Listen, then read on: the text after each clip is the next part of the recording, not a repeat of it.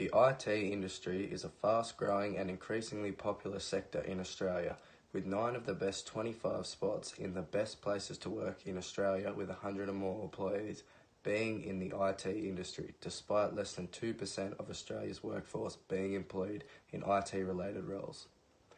Atlassian and Google Australia are 2 of the fastest growing and demanded companies in the industry, leading the way in a new and refreshing approach to management and how to treat employees.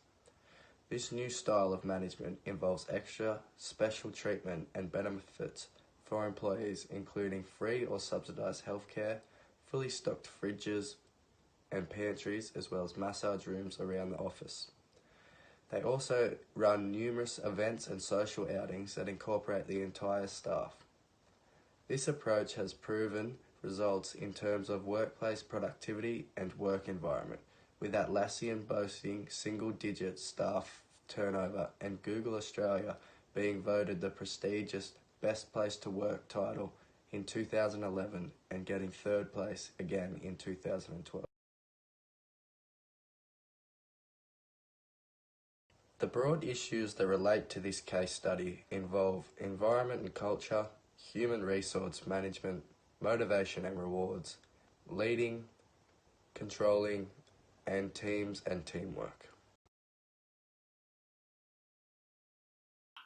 One of the key issues in this case study is how IT companies seek to attract the very best employees through high employee engagement with a focus on employee job satisfaction, making sure people are doing meaningful work and keeping them motivated during their time with the company. This issue links to the topic on human resource management.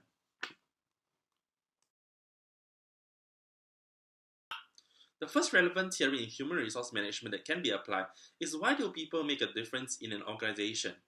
An organization must be well-staffed with capable and committed people in order to fully achieve its objectives. Having great people is the key to creating and maintaining a competitive advantage in a dynamic IT sector. Given that the demand for IT workers far exceeds the supply of qualified applicants, having good employee benefits communicate to employees that their companies value them and wish to retain them. The second relevant theory relates to how organizations attract a quality workforce. Recruitment is a set of activities designed to attract a qualified pool of applicants to an organization.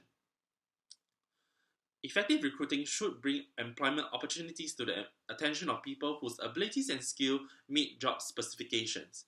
Having a good reputation of having a conducive working environment will certainly be a big selling point in helping to attract qualified applicants when advertising a job vacancy, and it shows that these companies are concerned about looking after the welfare of its employees. The third relevant theory relates to how organizations maintain a quality workforce. Workers must be successfully retained, nurtured, and managed for long-term effectiveness. An example in this case is how Atlassian boasts a single-digit staff turnover due to their high employee engagement with their focus on their employee job satisfaction. They have a wonderful experienced team who creates events all the times for employees, ranging from a big annual event to Thank God It's Friday event. There's a lot of fun that's spread throughout the company at any given time, which contributes to motivation and engagement.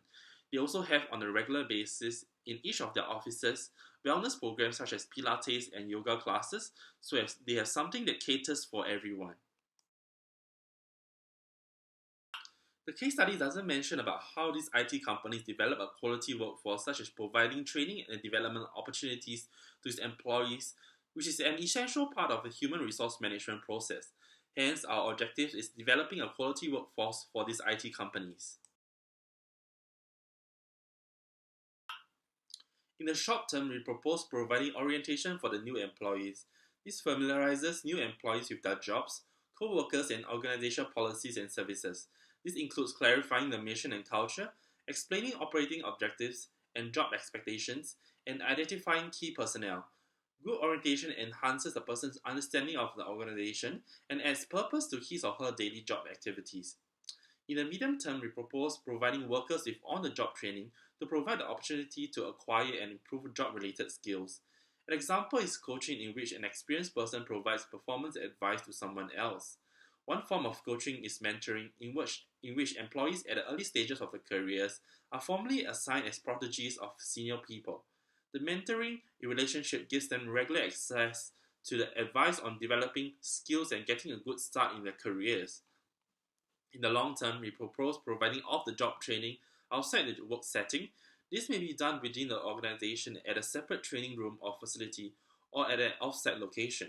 Examples include attendance at special training programs sponsored by universities, trade or professional associations, or consultants.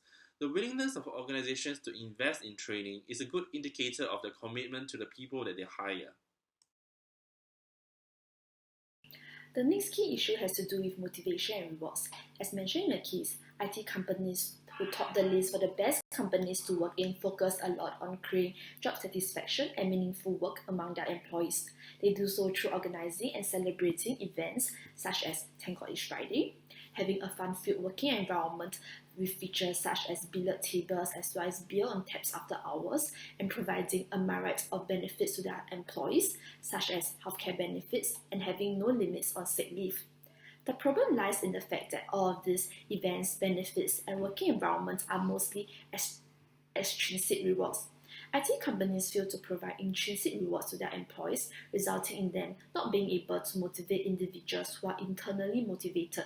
This can also result in a phenomenon called over-justification to occur, whereby extrinsic rewards are given to already internally rewarding activities.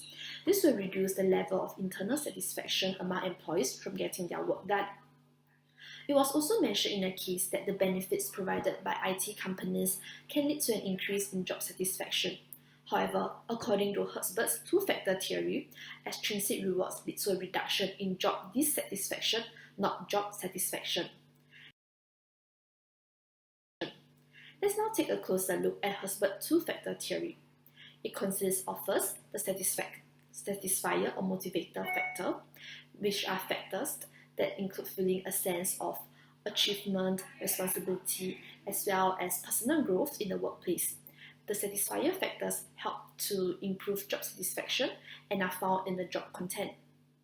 The other factor will be the hygiene factors, which include working environment, interpersonal relations, organizational salary, and benefits. They help to reduce job dissatisfaction and are found in job content. There are four combinations to the Hertzberg two-factor theory as shown by the chart on the slide. The best outcome will definitely be the top right, whereby there is high hygiene and high motivation. Employees have no complaints about their job and are motivated to perform. To overcome the current issue of the lack of intrinsic rewards, IT companies must create opportunities for intrinsic rewards to be developed, leading to an increase in job satisfaction. The table on the slide depicts the action plan. For short term, human resource can hire professionals to conduct a personality test among the employees to determine whether the employees are internally or externally motivated and what are the rewards that they value. For instance, an employee who values intrinsic rewards may like it if he is constantly being provided with feedback to know of his job performance for personal growth purposes.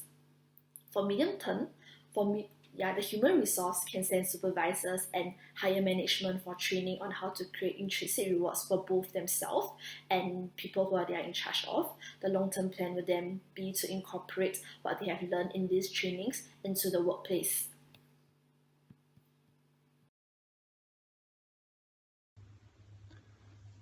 The IT industry follows the motto of take care of your staff and your staff will take care of you. This was quoted by the chairman of InfoTrack, who provide their staff with free breakfast, gym memberships, massages and arcade games. Atlassian focus on employee job satisfaction and making sure people are doing meaningful work. Atlassian have a lot of annual and weekly events for their staff, as well as a lot of other perks like billiard tables, free meals for employees, and so on. This is to show their employees that they are valued and the company wishes to retain them. The demand for qualified IT workers far exceeds the amount of people that are qualified. Therefore, Atlassian attract and retain the very best people within the IT industry and keep them motivated during their time at the company. The work environment refers to the surrounding conditions in which an employee has to work and operate. The work environment can be composed of physical conditions, such as office equipment, workplace surroundings, and even colleagues. The specific environment consists of the actual organisation's groups and people with whom an organisation interacts and conducts business, often referred to as stakeholders, including individuals, groups, and institutions who are affected by the organisation's performance. Workplace culture is a mixture of the environment and values you create for your employees. This includes things such as the organisation's leadership, values, traditions, behaviours, and attitudes that contribute to the emotional and relational environment of your workplace. The observable culture is visible. It is what one sees and hears when walking through a workplace. It can be seen in the way people dress at work, how they arrange their offices, speak to and behave towards one another, and how they treat their customers. Core culture consists of core values, underlying assumptions, and beliefs that influence behaviour. Values are essential to strong culture organisations and are often widely publicised in formal statements of corporate mission and purpose.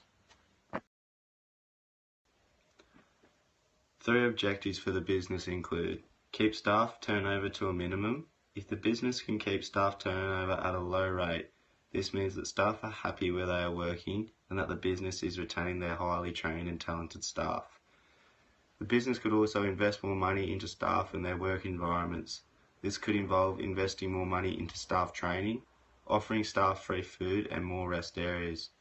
Doing this will not only make your business more attractive for employees, but makes the employees feel appreciated for the work they do. The business could also focus on culture. If the managers and leaders of the business set a good example and establish respectable core values, employees will follow. These values and ethics will flow through the workplace and from the employees to customers, therefore improving the business. Action plan. Responsibility over the short term is to be done by management, over the medium term by management, and long term by management. The task over the short term is to implement a strong set of values.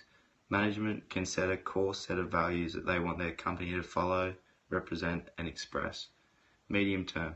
Make sure staff are following values involves monitoring and controlling of staff, ensuring that set values are being followed. Over the long term, observed trends in business could include profit, staff well-being, and customer satisfaction. This will give management a better idea of if this strategy is working. Resources required, working party time and cost for the short term, medium term, and long term. The deadline for the short term is 3 months, deadline for the medium term is a year, and deadline for the long term is 1 to 5 years.